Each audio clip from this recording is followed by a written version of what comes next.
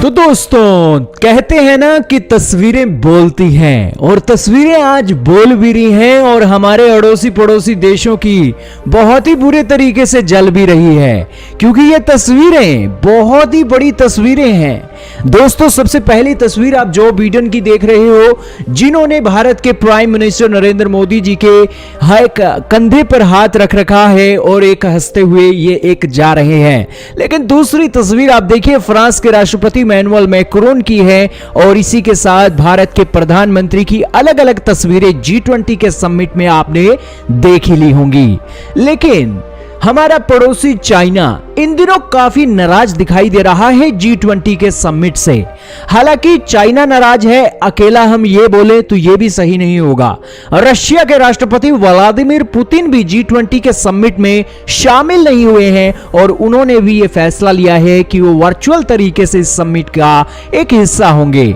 लेकिन दोस्तों, चाइना इस समिट के अंदर नहीं आया है, ये बात तो जाहिर करता ही है कि यहां पर उनकी नाराजगी है भारत के साथ, अमेरिका के साथ, यूरोपियन यूनियन के साथ। यही कारण है कि वो इस समिट का एक हिस्सा नहीं बनना चाहते हैं, और समिट का हिस्सा ना बनकर उन्होंने ये जो टेंशन्स हैं उसको और भी बढ़ा दिया है।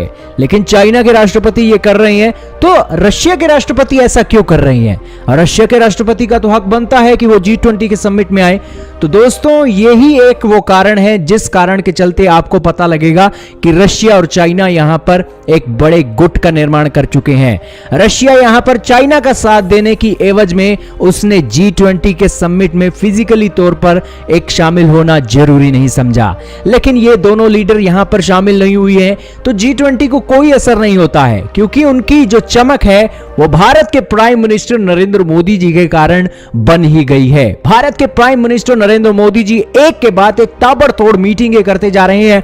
फ्रांस के राष्ट्रपति से मिले हैं, अमेरिका के राष्ट्रपति से मिले हैं, और इसी के साथ ब्रिटेन के प्रधानमंत्री के साथ भी बातचीत हुई है, कनाडा के पीएम के साथ भी बातचीत हुई है, और एर्दोगन से भी मिलने की तस्वीरें लगातार सर्कुलेट की जा रही हैं।